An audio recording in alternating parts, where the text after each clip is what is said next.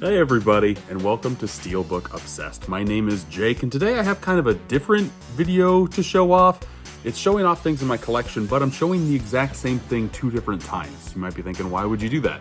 Well, that's because number 1, this release is phenomenal of American Psycho, 4K, Lionsgate slipcover steelbook, one of the first that I ever got from them because this is so striking. I also have made a video series that I call Swapping Slipcovers that has garnered millions of views over on TikTok. It does pretty well on Instagram and Facebook and YouTube as well, but it's just simple, me putting the slipcover on another slipcover. It's fun. So this one has been through the ringer. I had to get a new one, and when I bought the new one, I noticed that there are little differences in between these 2 releases. Again, this is the first one. This is the reprint, the repressing from Walmart. This is still available in stock.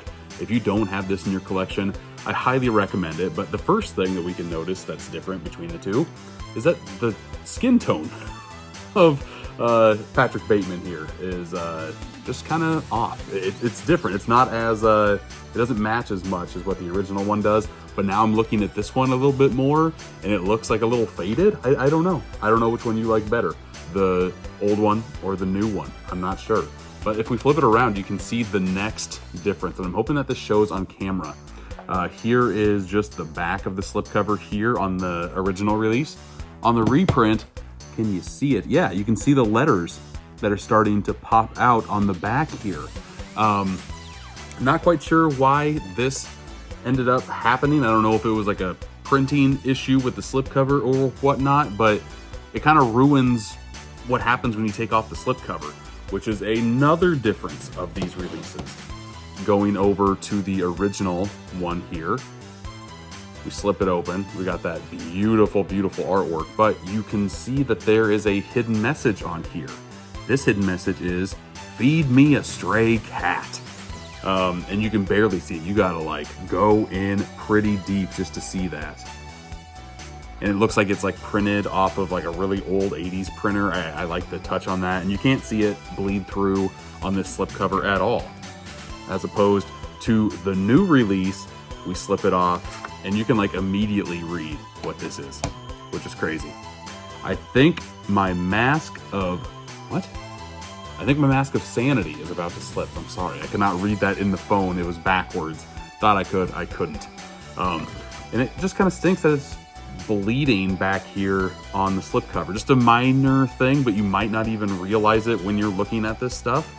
One thing that I normally show off on these Lionsgate Steelbooks is like a first pressing on the spine here, or what would you call the opposite of the spine? The opening spine, the other spine, not this spine.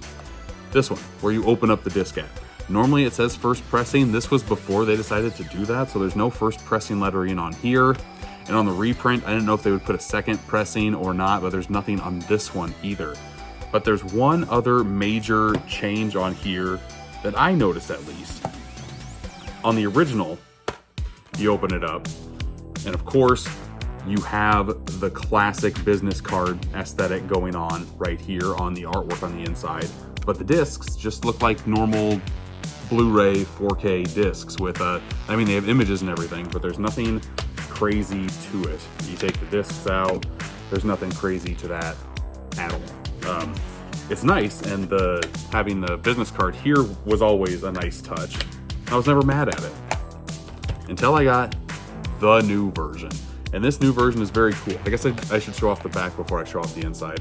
Both of these backs, let me hold that a little bit better. Both these backs are pretty much the exact same thing here. And let's see if weird. If you look at it a little bit, the skin tone is different on Christian Bale here. Very, very bizarre. The one, it's like they flip-flopped it. It's like I could use this slipcover on the original. Let's do that. Let's use the original slipcover on the new slipcover on the original Steelbook. Does that match up a little bit better than this one does? Am I going too minute here? Am I going too much in the weeds? I don't know. I haven't done this yet. I think that's what it is. I think this Steelbook, the tone, his color tone is a little bit brighter. I don't know, that's a weird touch, but that's not what I'm here to talk about anyway. What I am here to talk about is something that they changed that I think is probably the best change they have done to this new release. And that is that they have made the business card aesthetic put on the disc, which is very, very nice. A very important, critical, memorable scene in the movie, the whole changing of business cards. Yeah, just very, very cool. And of course, we have Paul Allen's on the 4K and Patrick Bateman's on the Blu-ray. I like that nice little touch too. There's nothing on the back here, I don't believe. Nope, it's just the same metal as the original one was. But like, I saw this part and I immediately thought, okay, I need to have this in the collection just because the discs match up better. Is that a bizarre thing to do? Like, I already had the movie. I just like this re-release a little bit better. Is that crazy? Am I crazy? Would you buy it's not the exact same, but would you buy a very similar Steelbook over again? Am I only the insane one in here? Did you like this video at all? Because that's it. That's all I had to go over today. As you can see, the spines are exactly the same. There are just like, what, 3 or 4 little minute differences here that I thought would be fun to show off because, again, this is a very cool release. One of the best Steelbooks that Lionsgate has done, in my opinion. Simple yet striking, goes a long way with Steelbook art for me, and this does exactly that. If you want more of these, I have a couple more examples of Steelbooks that are similar but different, or just they're completely different but they're of the same movie. If you like videos like this, let me know in the comments.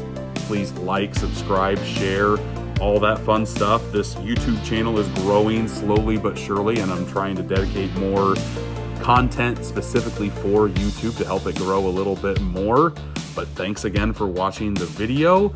I should have a review of that Super Mario box set, the Umbrella box set, up shortly. I should have more episodes of my podcast Boutique Talk up shortly. Just kind of be on the lookout. And until next time, I'll see ya.